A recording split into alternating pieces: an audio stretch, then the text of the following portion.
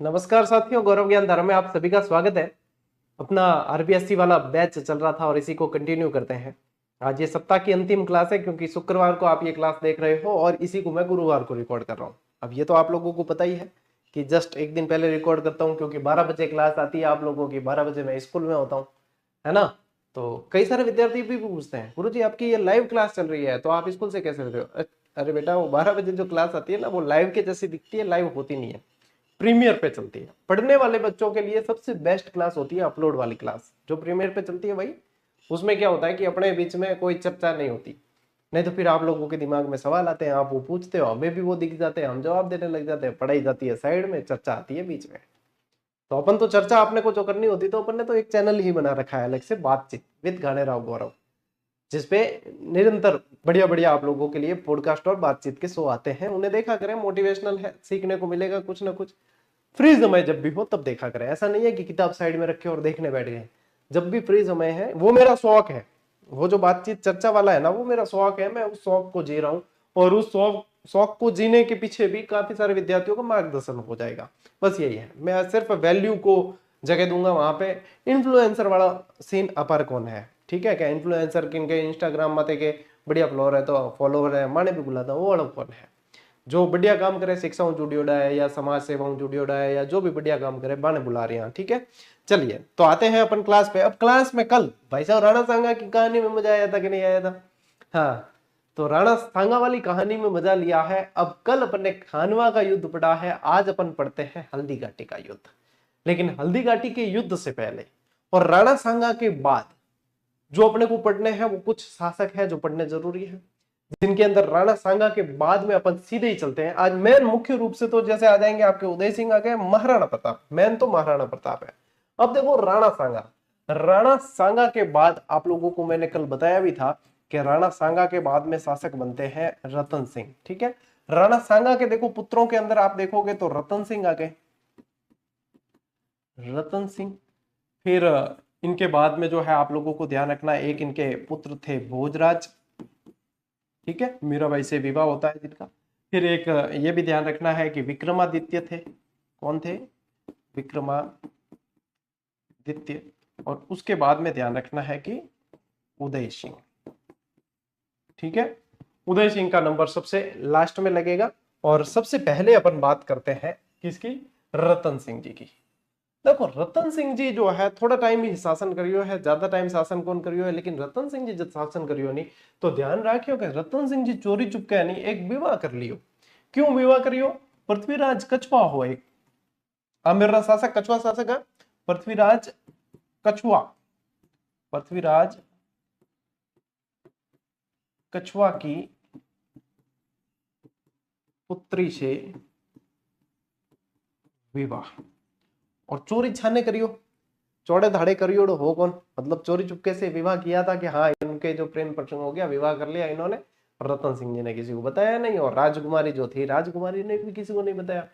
कुछ समय बीता तो फिर पृथ्वीराज कछुआ ने इसी राजकुमारी जिनसे विवाह रतन सिंह जी ने किया था, इसी राजकुमारी का विवाह हाड़ा शासक सूरजमल से कर दिया। किससे कर दिया? ये जो राजकुमारी है इसका विवाह पृथ्वीराज कछुआ ने किससे करवा दिया? पृथ्वीराज कछुआ ने करवा दिया हाड़ा सूरजमल से, हाड़ा सूरजमल से। अब ये हाड़ा सूरजमल जो है वो रतन सिंह जी के ननियाल पक्ष में लगते थे, एक तरीके से मामा लगते थे, ठीक है। ये क्या लगते थे? रतन सिंह जी के मामा लगते थे, ननियाल पक्ष के अंदर थे। अब देखो इनसे विवाह हो गया, राजकुमारी ने भी लोकलाज के कारण बताया नहीं कि मेरा पूर्व में विवाह हो चुका है, और ये भी वहां पे इनके साथ में विवाह करके और बूंदी चली जाती है, बूंदी चली गई। और उसके बाद में फिर रतन सिंह जी के मन में कहीं ना कहीं था कि हाँ ये बदला लिया जाए कैसे भी करके। तो फिर ये समय जैसे जैसे निकलता गया, तो समय निकला तब आप लोगों को मैं बताऊं कि 1531 का समय है। यहाँ पे बूंदी के अंदर एक उत्सव मनाया जाता है जिसको कहा जाता है अहेरिया उत्सव। क्या बोलते हैं? अहेरिया उत्सव बोलते हैं। अहेरिया उत्सव यानी कि एक तरीके की शिकार की परंपरा होती है ये, मतलब एक उत्सव के रूप में यहाँ पे इसको मनाया जाता है। तो सूरजमल जी ने बुलाया रतन सिंह जी को कि आप भी आओ। रतन सिंह जी भाई साहब यूं भी मायरो मायरो माय तो कुंठी था कि हाँ भाई अपने साथ में ये चीज हुई है, ऐसे हुई है। फिर ये जाते हैं तो अहेरिया उत्सव में वन में कहीं जाते हैं और वन में किसी न किसी बात को लेकर इनके बीच में तनातनी हो जाती है और वहीं पे युद्ध होता है। युद्ध होता है तो ये दोनों ही, सूरजमल जी और यहां से रतन सिंह, दोनों ही युद्ध के अंदर मारे जाते हैं। दोनों घायल होते हैं बुरी तरीके से और इनकी मृत्यु हो जाती है, इनकी मृत्यु हो जाती है। भोजराज इससे पहले ही युद्ध में काम आ चुके थे, जिनका विवाह मीराबाई से हुआ है। फिर बाद में जो है शासक बनते हैं कौन? विक्रमादित्य। इनकी माता थी कर्मावती, इनकी माता कर्मावती। कहा जाता है कि विक्रमादित्य इतने योग्य शासक नहीं थे कि वो दुश्मनों से लोहा ले सके और दुश्मनों के होने वाले आक्रमण से मेवाड़ को बचा सके। इतने योग्य ये शासक नहीं हुए हैं विक्रमादित्य। ठीक है, अब ये विक्रमादित्य यहाँ के राजा बन गए हैं। क्षमा चाहता हूं। ठीक है, चलिए विक्रमादित्य शासक बनते हैं। अब ये परिस्थिति जो आती है कि विक्रमादित्य इतने योग्य शासक नहीं है, इस बात का पता चल जाता है गुजरात के बहादुर शाह को। किसको? गुजरात के बहादुर शाह का आक्रमण, शाह का। और कोई भी दुश्मन यदि ये देखेगा कि वहां पे भाई इतना मजबूत शासक नहीं है अभी जो मेरे आक्रमण का सामना कर सके, तो वो क्या करेगा? हमला करेगा। इन्होंने हमला किया 1533 में। ठीक है, 1533 की बात कर रहा हूं मैं, 35 की नहीं कर रहा। 35 में साका हुआ था, वो पुणे आक्रमण के समय। 1533 में गुजरात के बहादुर शाह का आक्रमण होता है और इस आक्रमण को मेवाड़ अच्छी तरीके से सामना नहीं कर पाता है, तो मेवाड़ को जो है कुछ रकम देकर समझा बुझा के बहादुर शाह को वापस धकेला जाता है, वापस भेजा जाता है। लेकिन बहादुर शाह रकम लेके गया है, लेकिन फिर भी बहादुर शाह के मन में इतनी संतुष्टि है नहीं कि भाई साहब अपा चालिया भले। हाँ, 1534 के अंदर फिर से आक्रमण करता है बहादुर शाह। ठीक है, जिसमें जो है संघर्ष मेवाड़ के द्वारा किया जाता है, लेकिन 1535 में जाके साका होता है। तब जब 1534 में वापस आक्रमण होता है, पुणे आक्रमण, पुणे आक्रमण। फिर देखो, अब ये चीजें है ना, ये वाली सारी आरबीएससी में दे नहीं रखी, तो आरबीएससी में नहीं दे रखी, लेकिन ये तो देख लो आप, महत्वपूर्ण घटनाएं हैं, मुझे बताने जरूरी है। इतना बहुत ज्यादा मैं डीप जाके भी नहीं बता रहा, लेकिन ये महत्वपूर्ण घटनाएं बतानी जरूरी है।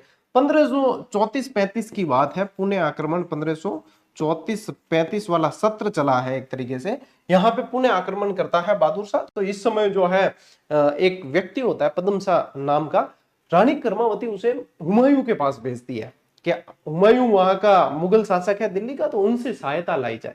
तो हुमायूं के पास भेजती है। हुमायूं ने उस समय इतनी कदर नहीं की और हुमायूं ने समय पे सहायता नहीं पहुंचाई।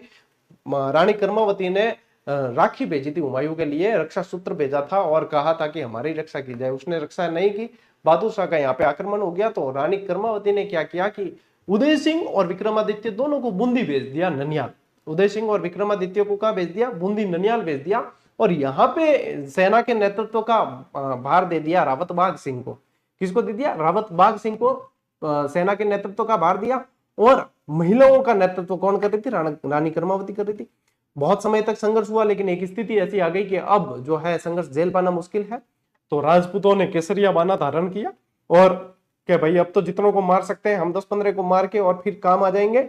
और रानी कर्मावती ने जौहर के अंदर अग्निकुंड के अंदर जो है जौहर अग्नि जलाने के लिए कह दिया कि भाई अब जौहर का समय आ गया है।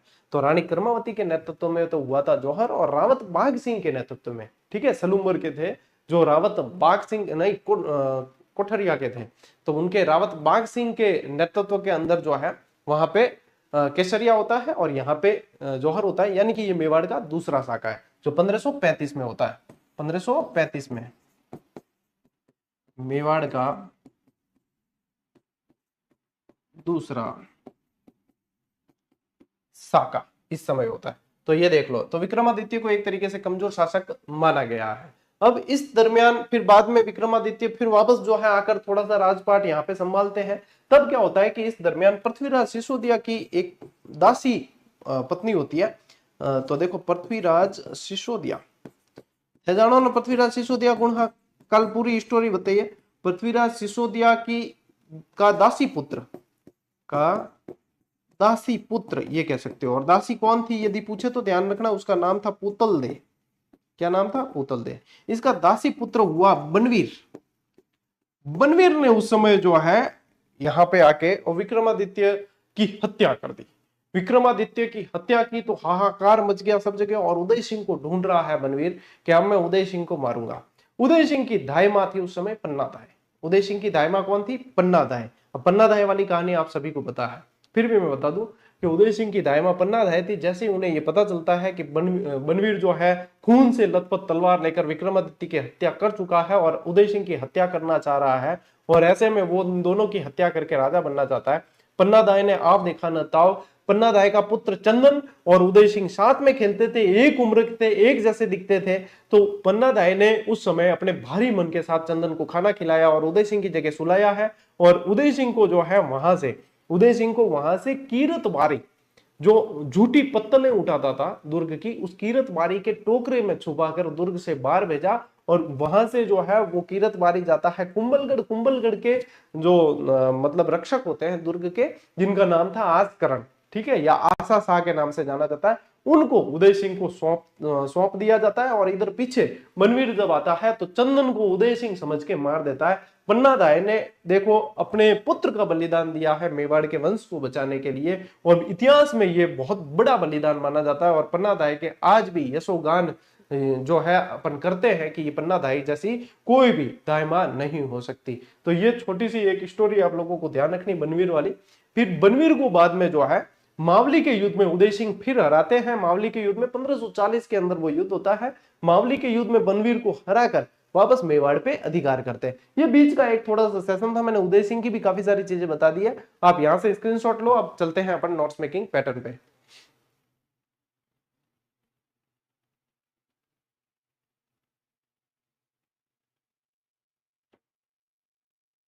चले देखो, अब वही चीज थोड़ी सी और मैं आप लोगों को समझा देता हूं। यहां पे देख बता रहा हूं। अब उदय सिंह 1537 से 1572 तक इनका शासनकाल रहा है। और यहाँ पे इतिहासकार कहते हैं कि राणा सांगा और महाराणा प्रताप के बीच में उदय सिंह एक कमजोर शासक हुए हैं। वो इसलिए कहते हैं कि उदय सिंह इस समय संघर्ष की स्थिति में नहीं थे, मेवाड़ इस समय संघर्ष की स्थिति में नहीं था। देखो राणा सांगा के समय में भी काफी हास हो गया था, फिर बाद में ये सारा ये 1534-35 में विक्रमादित्य के समय भी काफी हास हुआ था। और उसके बाद में इतना संघर्ष की स्थिति थी नहीं। तो जब एक बार शेरशाह सूरी ने हमला किया, शेरशाह सूरी ने हमला किया, तो उदय सिंह ने आगे जाकर जहाजपुर में जाकर दुर्ग की चाबियां जो है सौंप दी। तब वहां से जो है शेरशाह सूरी खवास खां जो उनके पुत्र थे उनको यहाँ का प्रशासक एक नियुक्त भी करते हैं। ऐसी घटना के कारण जो है इतिहासकार कहते हैं कि राणा सांगा और महाराणा प्रताप के बीच में उदय सिंह एक कमजोर शासक हुए हैं। ठीक है, ये ध्यान में रखना है आपको। अब देखो पन्ना दाई का बलिदान मैंने आपको बता दिया। पन्ना दाई ने अपने पुत्र चंदन का बलिदान देकर उदय सिंह को बनवीर से बचाया था और उदय सिंह को बचाकर कुंभलगढ़ के किले में सुरक्षित रखा है। यहां पे आप लिख सकते हो कि किलेदार, क्या लिख सकते हो, किलेदार किसको सौंपा था? आसा शाह को। किसको सौंपा था? आसा शाह, या इन्हें आसकरण के नाम से भी जाना गया। आसकरण के नाम से भी जाना गया। जो बाद में जब सामंतों को, उदय सिंह जब बड़े हो गए और शासन का समय आया, तब बाद में कई सारे सामंतों को यहाँ पे इनके ऊपर डाउट होने लगा, संदेह होने लगा कि ये वास्तव में मेवाड़ के वंशज है या नहीं है। तब इन्हीं की गवाही, आसा शाह की और ये जो है पन्ना दाई की गवाही के आधार पर ही इन्हें माना गया था कि हाँ ये वास्तविक शासक है।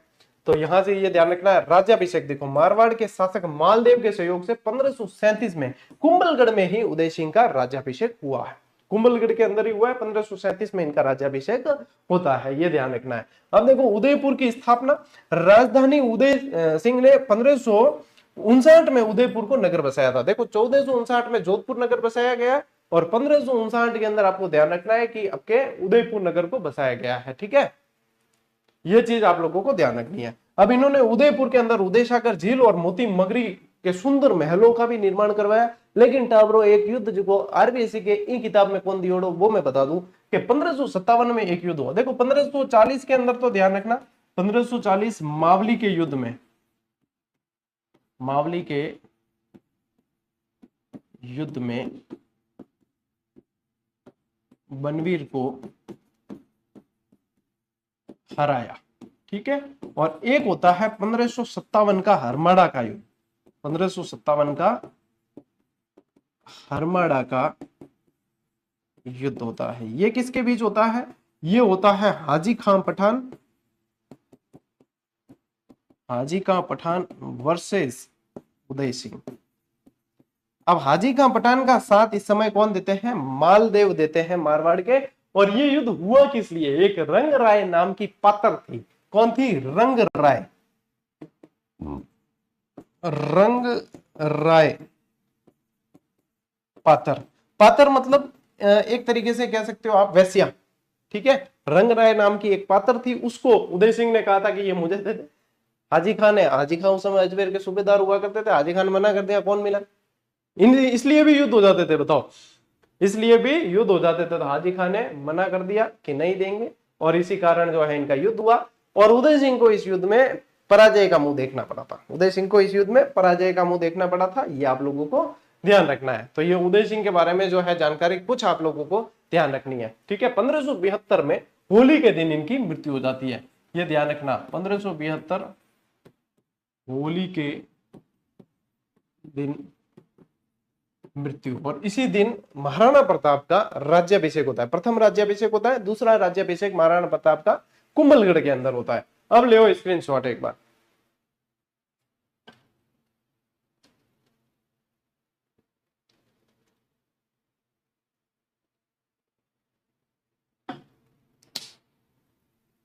ठीक था ब्रो? देखो, चित्तौड़ पर मुगल आक्रमण। अब यहाँ पे जो है उदय सिंह के समय है, उदय सिंह के समय 1567 के अंदर, 1567-68 वाला टाइम है जब अकबर आक्रमण करता है चित्तौड़ पर। अकबर चित्तौड़ पर आक्रमण करता है, और ये मेवाड़ के अंदर तीसरा साका यहाँ पे होगा। इस समय मेवाड़ के नेतृत्व की जिम्मेदारी, उदय सिंह तो चले जाते हैं जंगलों में, मेवाड़ के सामंत ही भेजते हैं इन्हें कि आप जो है जंगलों में चले जाइए, आपका सुरक्षित रहना जरूरी है। और जयमल और फत्ता उदय सिंह के अपने उदय सिंह के चित्तौड़ की दुर्ग की रक्षा की जिम्मेदारी लेते हैं, और वो रक्षा यहाँ पे करते हैं। और मुगलों की जो सेना है पूरी तरीके से घेरा डाल देती है, काफी समय तक यहाँ पे घेरा डाल के रखती है, लेकिन यहाँ पे जो है नुकसान नहीं पहुंचा पाती। एक समय जो है यहाँ गोला बारूद से एक दीवार क्षतिग्रस्त हो गई थी, तो यहाँ पे जयमल जो है क्षतिग्रस्त दीवार को ठीक करवा रहे थे, तब संग्राम नामक बंदूक से अकबर ने गोली चलाई थी, और वो गोली जयमल के पैरों में रखती है, वो घायल होते हैं। इस बात का जिक्र जो है इतिहास में मिलता है। तो हो सके कि नाम पूछ सके बंदूक रो, गोली रो नाम नहीं पूछे, बंदूक रो पूछ सके। ठीक है, इतनी डिटेल में डीप में जा सके एग्जामिनर, बाकी गोली कौन पूछे, यूं नहीं पूछे कि कौन सी गोली थी। ठीक है, तो देखो अकबर का आक्रमण अक्टूबर 1567 में मुगल सम्राट अकबर ने चित्तौड़ किले को घेर लिया, और अपने सरदारों की सलाह पर उदय सिंह किले की रक्षा के लिए अपने दो वीर सेना नायकों जयमल और फत्ता को सौंपकर सुरक्षित पहाड़ियों में चले गए थे। ठीक है, ये पहाड़ियों में चले गए। अब देखो, किले की रक्षा करते हुए जयमल और फत्ता बहादुरी से लड़ते हुए वीरगति को प्राप्त हुए, और ये मेवाड़ का तीसरा साका कहलाया। मेवाड़ का तीसरा साका।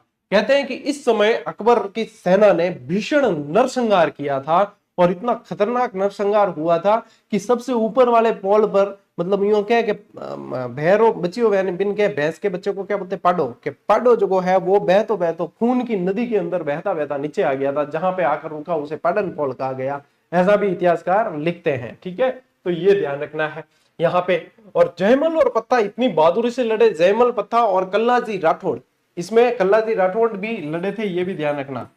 कल्लाजी राठौड़ जो लोक देवता है, ठीक है, और कल्लाजी राठौड़ और ये लड़े थे। जयमल क्या थे कि जयमल के पैर में गोली लगी थी, जयमल चोटिल हो चुके थे। कल्लाजी राठौड़ ने क्या किया कि उन्हें अपने कंधे पे बिठा दिया, उनके चाचा थे, कल्लाजी राठौड़ के चाचा थे जयमल, उनको अपने कंधों पर बिठा दिया, और भाई साहब जैसे ही मतलब यूं चल रहे हैं आगे, और कल्लाजी यहां से तलवार चला रहे हैं और ये ऊपर बैठे बैठे तलवार चला रहे हैं, दो सिर दिख रहे हैं, दूर से देखने वालों को ऐसा लग रहा है भाई साहब भागने में भलाई है कि यहाँ तो इन्होंने तो देवता उतार दिए कोई।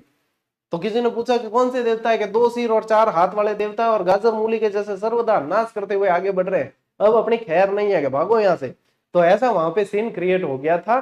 तो इन्हें दो सिर और चार हाथ वाले देवता के नाम से जाना भी जाता है। ठीक है, ये ध्यान रखें। अकबर इन दोनों सेना नायकों की वीरता से इतना प्रभावित हुआ कि उसने आगरा के किले में मुख्य द्वार पर हाथी पर सवार जयमल और फत्ता की मूर्तियां लगवाई, जिनको बोलते हैं गजारूढ़। क्या बोलते हैं? गजारूढ़ मूर्तियां, यानी कि हाथी पे सवार मूर्तियां लगवाई, जिसे औरंगजेब ने तुड़वा दी थी। ऐसी ही मूर्तियां राय सिंह ने बीकानेर किले के बाहर भी लगवाई थी, गजारूढ़ जयमल और फत्ता की मूर्तियां लगवाई। तो ये भी आप लोगों को ध्यान रखना है। ये सारी बात अभी तक उदय सिंह के शासनकाल की चल रही है। उदय सिंह के शासनकाल के बाद में अपन आएंगे, अपन अब आएंगे मतलब आ रहे हैं महाराणा प्रताप। और महाराणा प्रताप में जब आते हैं तो अपन को हल्दी घाटी का युद्ध पढ़ना होता है, जिसको आज बहुत अच्छे से तबीयत से पढ़ने वाले हैं। तो चिंता किसी बात की नहीं करें, स्क्रीनशॉट ले लो क्योंकि नोट्स बनाने में काम आए। ठीक है,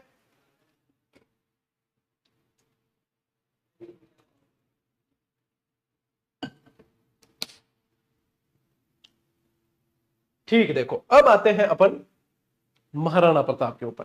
ठीक है, अब आते हैं महाराणा प्रताप में। देखो महाराणा प्रताप के अंदर आते हैं तो सबसे पहले महाराणा प्रताप का जन्म कब हुआ है? 9 मई 1540। 9 मई 1540 को जो है जन्म हुआ है इनका। ठीक है, पिता इनके कौन थे? उदय सिंह। पिता कौन थे? उदय सिंह इनके पिता थे। माता इनकी कौन थी? जयवंता बाई। माता कौन थी? जयवंता बाई इनकी माता थी।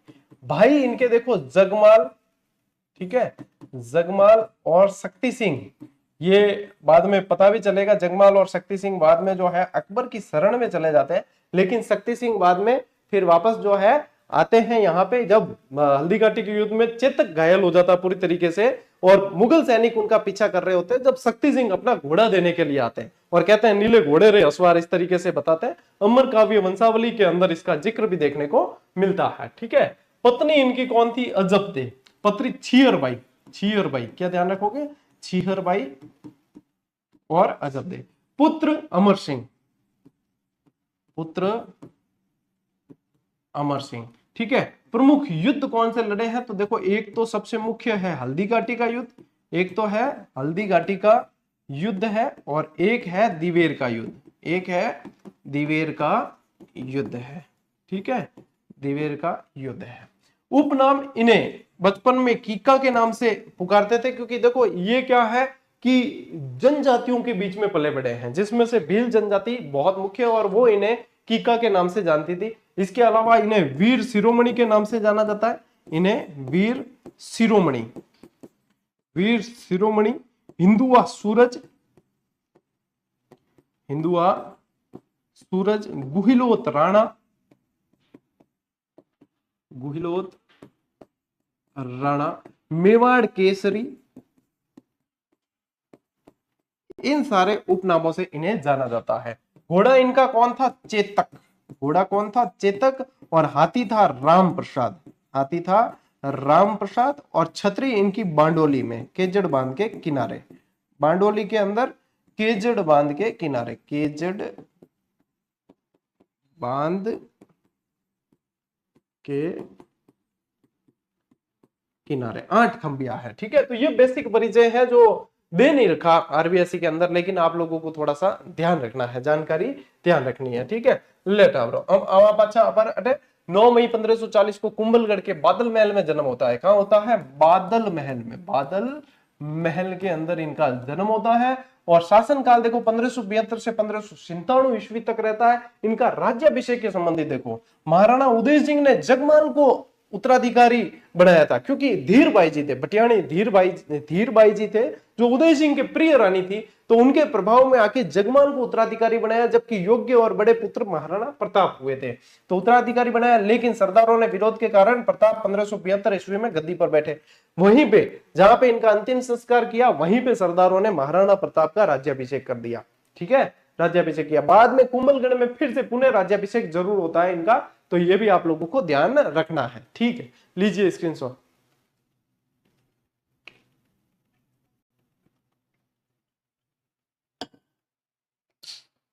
आगे बढ़ा। ओके, प्रमुख संघर्ष और निर्णय।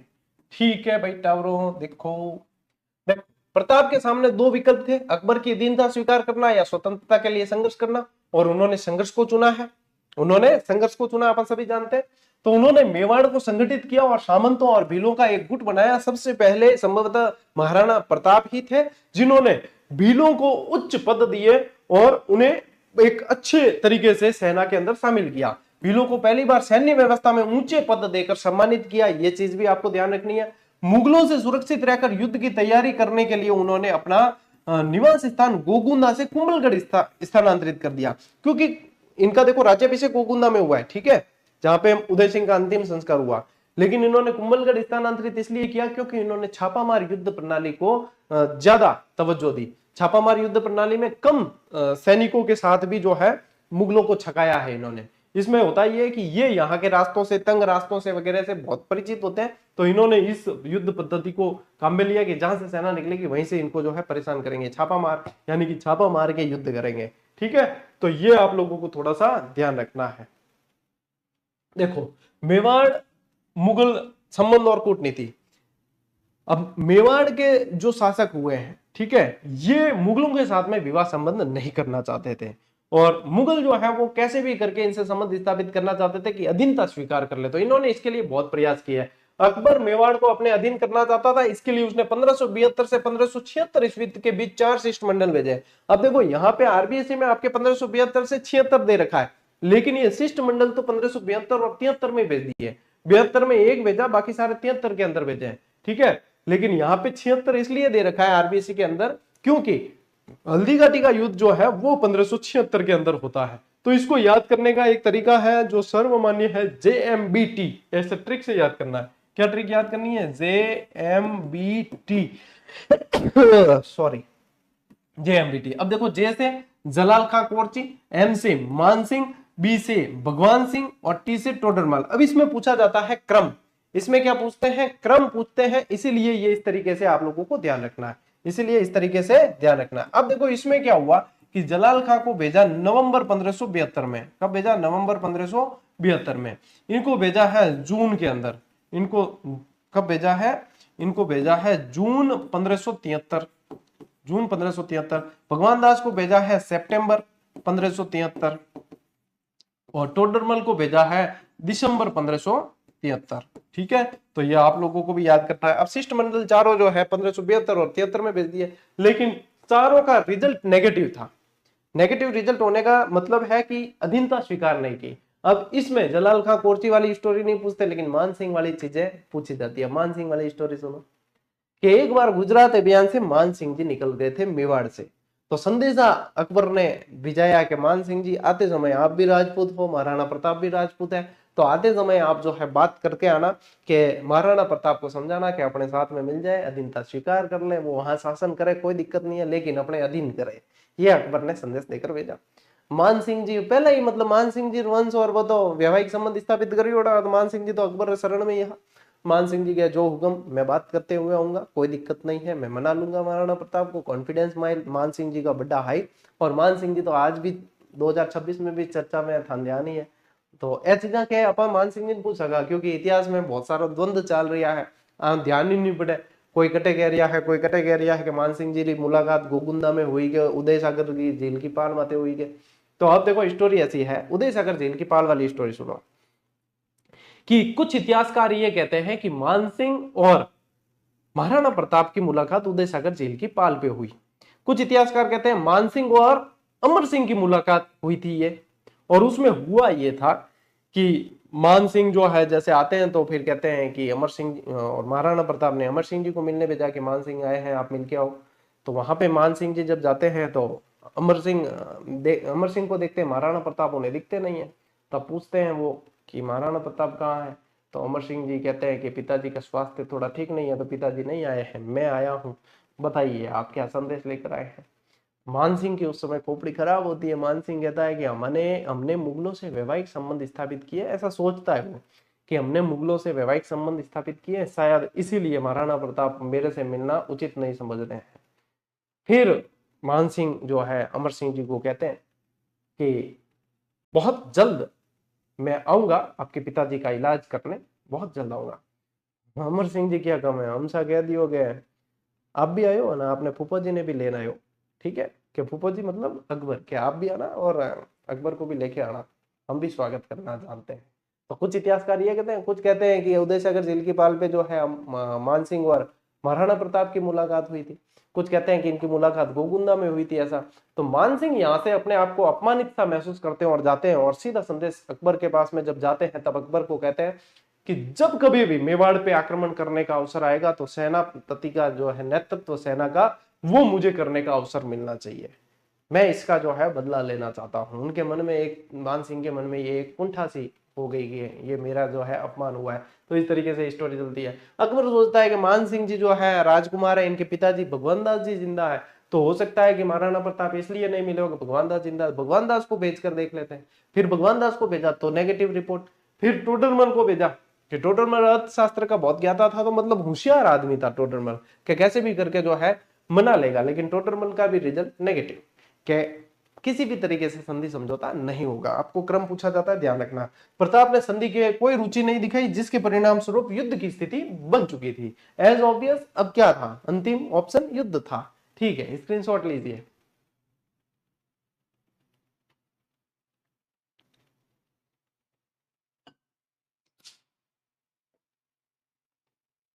अब देखो, अब आते हैं अपन हल्दी घाटी। आपको बिल्कुल हल्दी घाटी सा महसूस होगा अब, क्योंकि अब इस तरीके से आप लोगों को पढ़ना है। अब देखो यहाँ पे महाराणा प्रताप की सेना का नेतृत्व तो हल्दी घाटी में हाकिम खान सूरी करते हैं, यानी हिंदुओं की सेना का नेतृत्व तो मुस्लिम कर रहा है, और मुगलों की सेना का नेतृत्व मान सिंह कर रहा है, यानी मुगलों की यानी कि मुस्लिम सेना का नेतृत्व हिंदू कर रहा है। तो एक तरीके से सांप्रदायिक सद्भाव का भी उदाहरण यहाँ पे प्रस्तुत हुआ है। अब देखो, ये युद्ध की दिनांक से संबंधित काफी सारे जो है आप लोगों के संदेह आते हैं। अब जो मैं चीजें बता रहा हूँ वो आरबीएससी से काफी कुछ अधिक है, क्योंकि आरबीएससी में इससे रिलेटेड मुझे काफी अधूरापन महसूस हुआ है, और मैं आप लोगों को हल्दी घाटी का युद्ध पूरी तरीके से करवाने वाला हूं कि हाँ ये चीजें पूछी जाती है ना। तो उसके हिसाब से आप लोग बढ़िया तरीके से नोट भी कर सकते हैं। देखो, युद्ध हुआ है 18 जून 1576। आने वाले समय में आप लोगों को विक्रम संवत पूछेंगे, तो विक्रम संवत 1633 है, और आषाढ़ बदी सप्तमी। बदी यानी कि एक तो होता है सुदी और एक होता है बदी।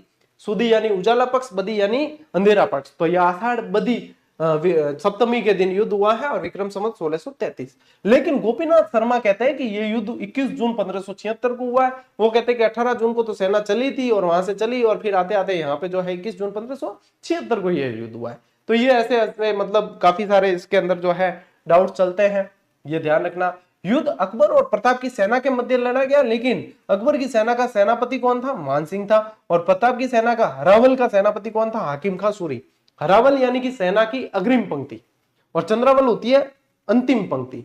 हरावल के अंदर यानी कि हरावल के अंदर सुपर योद्धा उतारे जाते हैं। जो अग्रिम पंक्ति होती है, जो वार करना है तो भी भीषण वार कर सके, और यदि वार को झेलना है तो भी बहुत अच्छी तरीके से झेल सके, ये होता है हरावल का काम। अब देखो, युद्ध के जो है इसमें नाम काफी सारे अलग अलग तरीके से पूछे जाते हैं, और अलग अलग शासकों द्वारा अलग अलग नाम, जो शासकों राइटर द्वारा अलग अलग नाम दिए गए हैं, तो वो पूछे जाते हैं। अब इसमें आप लोगों को ध्यान रखना है कि यहाँ पे देखो, हल्दी घाटी का युद्ध इसे किसने कहा है, कर्नल जेम्स टॉड ने कहा है। हल्दी घाटी का युद्ध किसने कहा है, कर्नल जेम्स टॉड ने। गोकुंदा का युद्ध किसने कहा है, बदायूनी ने कहा है। और कमनौर का युद्ध किसने कहा है, अबुल फजल ने कहा है। और मेवाड़ की थर्मोपल्ली किसने कहा है, कर्नल जेम्स टॉड ने कहा है। मेवाड़ की थर्मोपल्ली किसने कहा है, कर्नल जेम्स टॉड ने कहा है। और अन्य नामों के अंदर हाथियों का युद्ध और बनास का युद्ध भी इसे कहा जाता है। इसे रक्त तलाई का युद्ध भी कहते हैं। इसे क्या कहते हैं, रक्त तलाई का युद्ध भी इसे कहा जाता है। अब देखो, ये याद रखना है, गोकुंदा न की बिंदी लगी हुई है, तो बंदा यूनी ऐसे याद रख लो। खमनौर तो कोई मात्रा नहीं है, इस ख के अंदर जो है कोई मात्रा नहीं है, अ के अंदर भी कोई मात्रा नहीं होती, इसलिए अबुल फजल। दो इसमें मेजर कंफ्यूजन होता है, ठीक है। तो ये ध्यान रखना है, मेवाड़ की थर्मोपल्ली कर्नल जेम्स टॉड, और हल्दी घाटी का युद्ध भी कर्नल जेम्स टॉड। ये युद्ध के नाम अलग अलग तरीके से पूछे जाते हैं।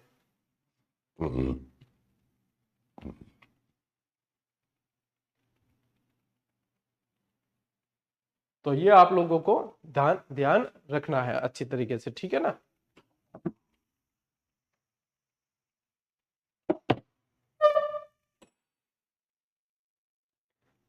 बढ़े आगे। ओके, अब देखिए, अब युद्ध की स्थिति यानी कि सेना की क्या स्थिति थी। अब जैसे कि मैं इस तरफ मुंह करूं, तो मेरे जो आगे वाली पंक्ति है वो हरावल है, मेरे पीछे वाली पंक्ति चंद्रावल है। तो ये महाराणा प्रताप का यहाँ पे फोटो दिख रहा है आपको, यानी कि इनके आगे वाली पंक्ति हरावल और पीछे वाली चंद्रावल है। और इसी तरीके से प्रश्न पूछे जाते हैं, पूछे जा रहे हैं और पूछे जाएंगे, इसी तरीके से याद रखना। अब यहाँ पे ये देखोगे तो वाम पार्श्व यानी कि मेरा बायां हाथ ये है, तो ये वाम पार्श्व है, और ये दक्षिण यानी कि ये जो कहलाता है आप लोगों के, वो दायां पार्श्व कहलाता है, ठीक है।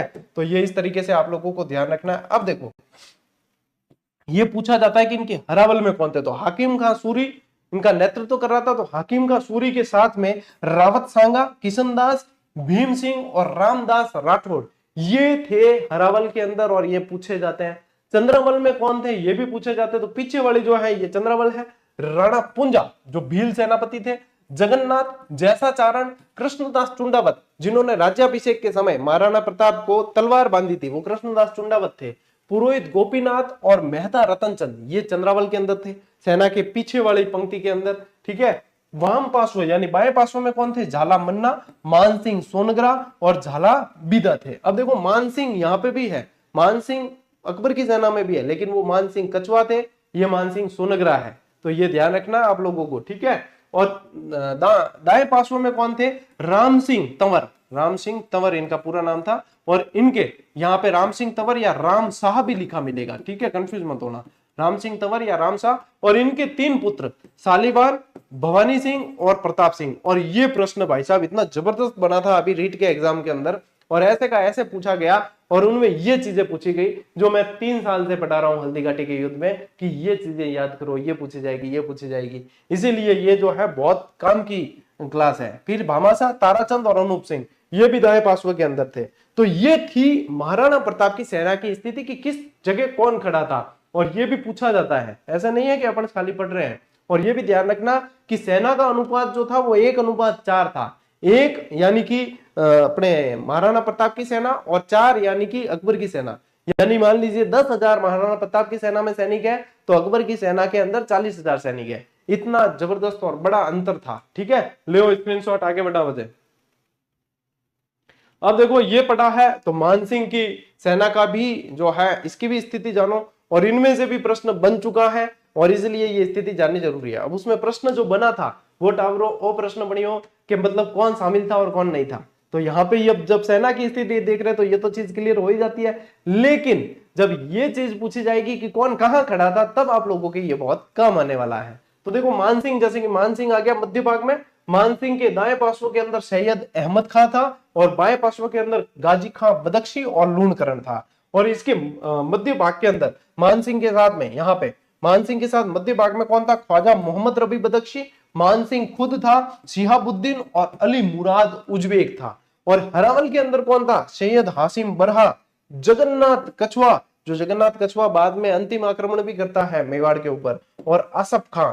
आसफ खां को एक बार बदायूनी पूछता है इस युद्ध के दौरान, जब ये युद्ध आगे अपनी परवान पे होता है तब बदायूनी से आसफ खां से पूछता है कि आसफ खान अब तो ये समझ ही नहीं आ रहा है कि कौन से राजपूत जो है महाराणा प्रताप की तरफ से लड़ रहे हैं और कौन से राजपूत अपनी तरफ से लड़ रहे हैं, किसको मारना है, शत्रु राजपूत कौन से पता ही नहीं चल रहा था। आसफ खां कहता है कि किसी को भी मारो भले, चाहे उधर वाले मरो चाहे इधर वाले मरो, अपने तो क्या इस्लाम की तो विजय ही हो रही है, ऐसा इसने उस समय कहा था, ये इतिहासकार लिखते भी है।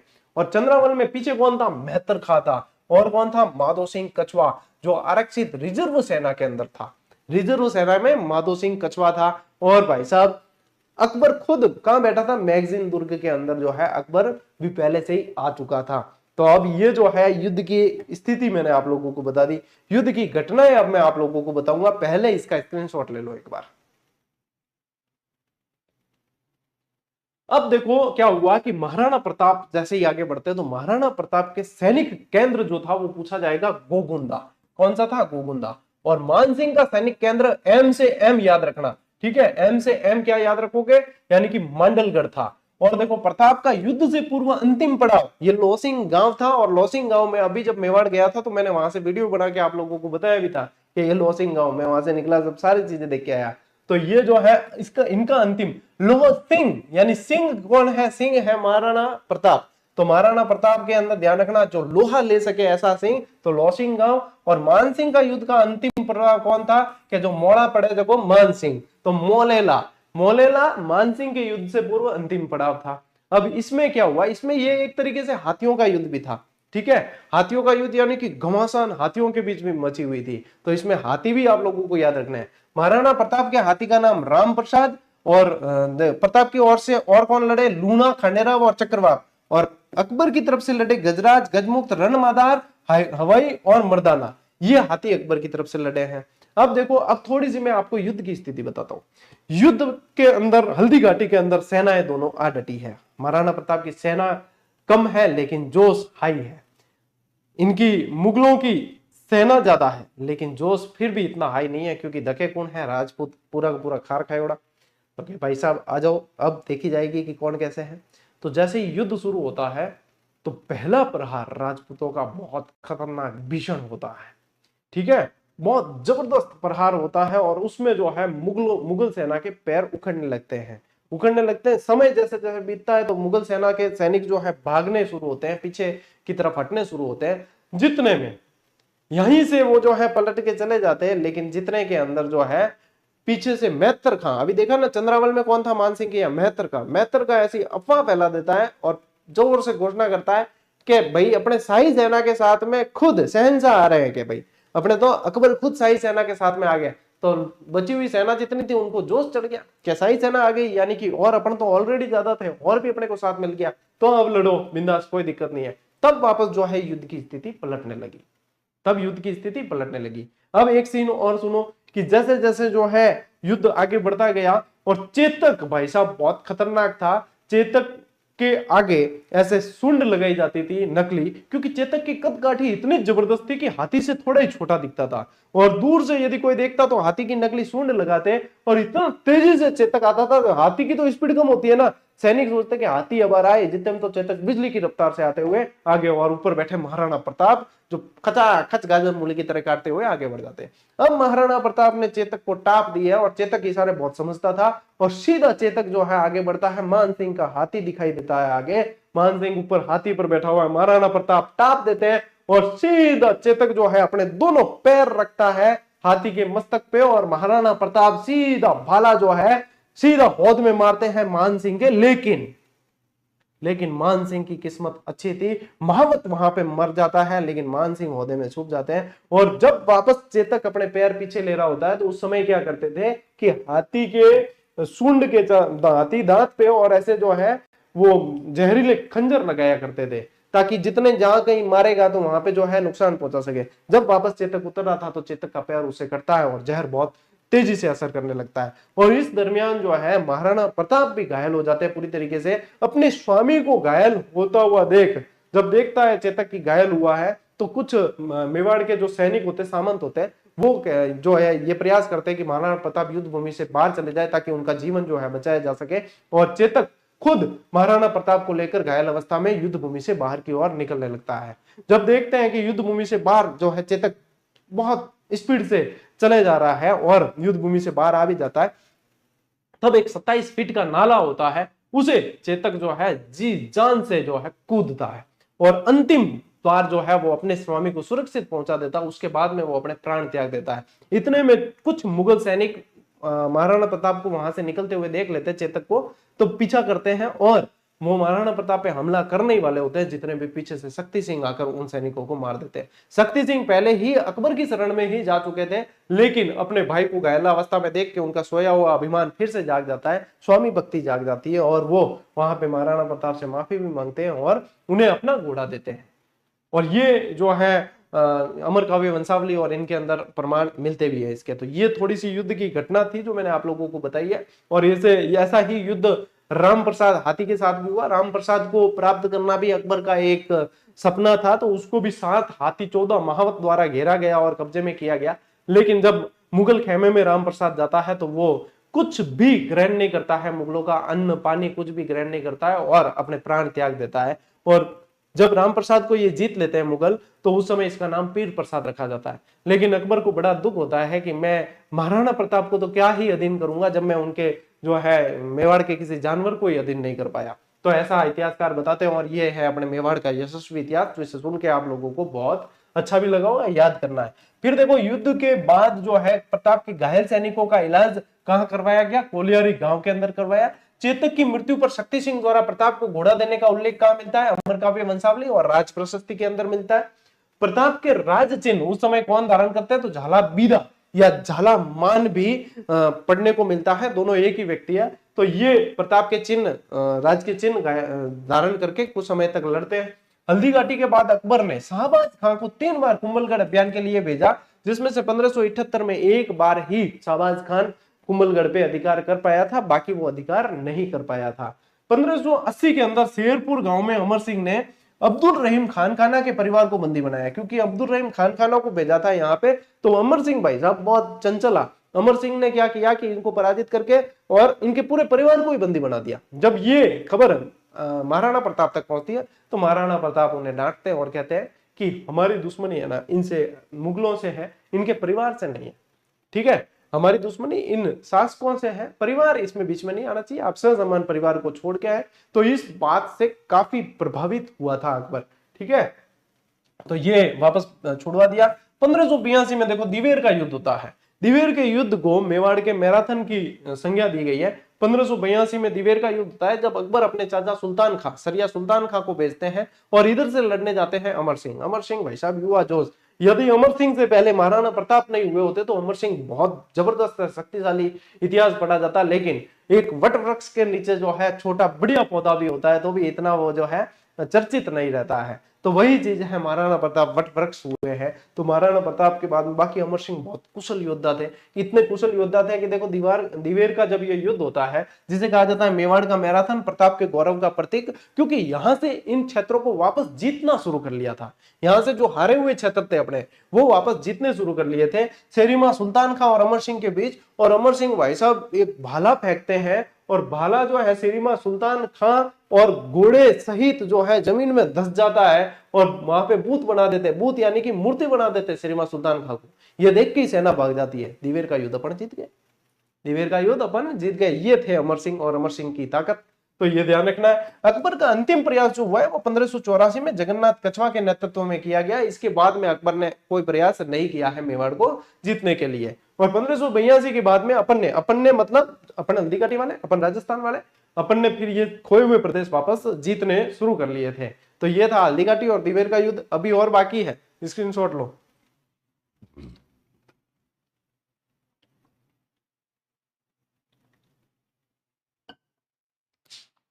देखो राहुल, हम आ चीज बड़ी अब ए तो मतलब मैं थाने एक्स्ट्रा खूब चीजें बता दी। हम पाचा वहां आरबीएससी में थे कि आरबीएससी में लाइन टू लाइन क्या चीज दे रखी है, क्योंकि आरबीएससी का अपन को एक भी शब्द छोड़ना नहीं है ना।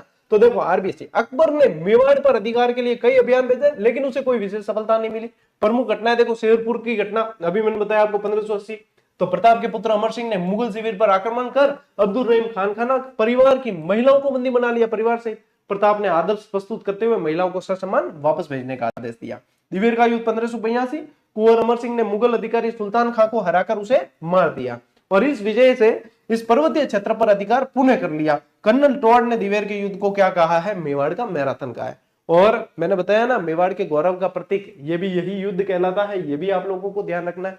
अरे टावरों जितनी मतलब इंपॉर्टेंट चीजें नहीं आरबीएससी में जो अधूरोपन है मैं थान कह रही हूँ, मैं बिन पूरा कराने खातिर ही एक क्लास ले रही हूँ कि मुझे जो लगता है कि हाँ भाई आरबीएससी पढ़नी तो है लेकिन उसके अधूरेपन को दूर करके पढ़ना है, कि अपन को पूर्णता के साथ में आगे बढ़ना है। उसके अंदर जो चीजें नहीं दे रखी वो भी अपन को पढ़नी है। अपन पढ़े तो इस तरीके से पढ़ेंगे भाई साहब मजा आ जाए कि हाँ हमने पढ़ी है, तो कॉन्फिडेंस भी बढ़ना चाहिए, ठीक है। तो ले स्क्रीनशॉट। इसके बाद 1585 के बाद मुगलों का कोई अभियान नहीं आया। 1584 में अंतिम जो जगन्नाथ कछवा के नेतृत्व में हुआ, उसके बाद में कोई अभियान नहीं है। अब ये देखो कितना इंपॉर्टेंट लाइन आरबीएससी के अंदर दे रखी, जिससे हूबहू सवाल बनाया गया। हूबहू सवाल बना था कि महाराणा प्रताप ने जो है कौन से क्षेत्रों को छोड़ दिए, बाकी सारे जीत लिए थे। तो चित्तौड़ और मांडलगढ़ को छोड़कर शेष राज्य फिर से अधिकार कर लिए। सेम लाइन टू लाइन सवाल बनाया, इसलिए आरबीएससी पढ़नी जरूरी, लाइन टू लाइन। और लाइन टू लाइन अपने नोट्स मेकिंग में आ जाए तो कितनी जल्दी याद होगा। अब देखो सीधा सट है कि सीएम को छोड़ दिया। अब मैं थान याद कराऊं तो और भी ढंगू याद हुई कि महाराणा प्रताप ने सीएम को छोड़ दिया, बाकी सबको अधिकार कर लिया, सिर्फ सीएम को छोड़ा, है ना। सीएम को छोड़ दिया, बाकी सारे सीएम यानी चित्तौड़ और मांडलगढ़, सीएम यानी चित्तौड़ और मांडलगढ़ को छोड़कर शेष राज्य पर अधिकार कर लिया था। दैट्स ऑल, याद हमेशा के लिए। इन्होंने चावंड को अपनी राजधानी बनाई और चावंड को जो है बाद में अपनी ये कहते हैं कि संकटकालीन राजधानी बना दी। उससे पहले एक आवरगढ़ को भी राजधानी बनाई थी, आपातकालीन राजधानी, ठीक है, आपातकालीन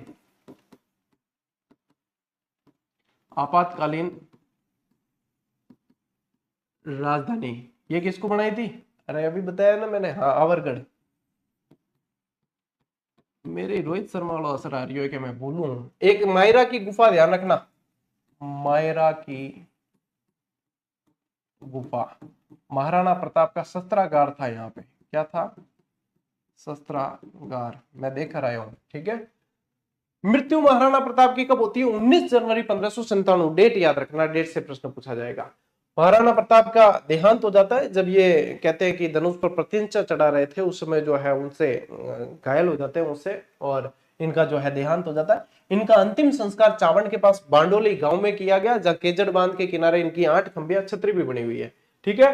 कर्नल जेम्स टॉड के विशेष कथन जो आरबीएससी में आपको दे रखे पढ़ना है कि कर्नल टॉड ने हल्दी घाटी को मेवाड़ की थर्मोपल लिखा है, और उन्होंने लिखा है कि अरावली की हर घाटी प्रताप के किसी न किसी वीर कार्य या गौरवशाली विजय से पवित्र हुई है। लाइन बहुत इजी लगती है, पढ़ने में सरल लगती है कि इसमें क्या याद करना है, लेकिन ये पूछा जाए कि ये कहा किसने और ऑप्शन 4 आगे सामने आ जाएंगे, तब ये जो है समस्या क्रिएट हो सकती है। इसलिए एक बार पढ़ ली है तो अब समस्या क्रिएट नहीं होगी, ठीक है टाबरो, ले स्क्रीनशॉट। अब महाराणा प्रताप से आगे जो है वो अपन सोमवार को पढ़ेंगे, यानी कि इतिहास पढ़ रहे हैं ना अपन तो तबीयत से ही पढ़ रहे हैं ढंग से, और अपने पास में समय भी है पढ़ने का, अपने पास में अच्छा खासा शांति काल का समय है, तो इसका यूटिलाइज अपन कर रहे हैं। और देखो ना, ये मतलब क्लास है कितनी 50-50 55-55 मिनट की हो रही है, और तब भी जाके जो है, अब ये पहला चैप्टर आप पढ़ लेते, मैं कह रहा हूँ आप 2 दिन में पूरा ही पढ़ लेते, है ना, बड़ा चैप्टर है लेकिन पूरा पढ़ लेते। लेकिन फिर वही बात कि चीजें याद करनी है, चीजें नोट्स मेकिंग पैटर्न पे होनी चाहिए, नोट्स बनाना है, इनमें जो चीजें और पढ़नी है वो समझना है इन चीजों को, तो वही चीज है। मैं पूरी कोशिश कर रहा हूं कि ये सारी कमियां अपन पूरी करें और साथ साथ में याद करते हुए आगे बढ़े, ठीक है। तो बेटा जी ये क्लासें बहुत काम की है आपके, है ना, लाडले लाडली जितनी भी हो, तो शेयर करो बढ़िया तरीके से, और सब्सक्राइब भी करना, नोटिफिकेशन भी ऑन करना है, ठीक है। चलिए साथियों, आज की इस क्लास में इतना ही। अब मिलेंगे अपन सोमवार को फिर से रणभूमि विजय बैच के अंदर, तब तक के लिए राम राम, जय हिंद।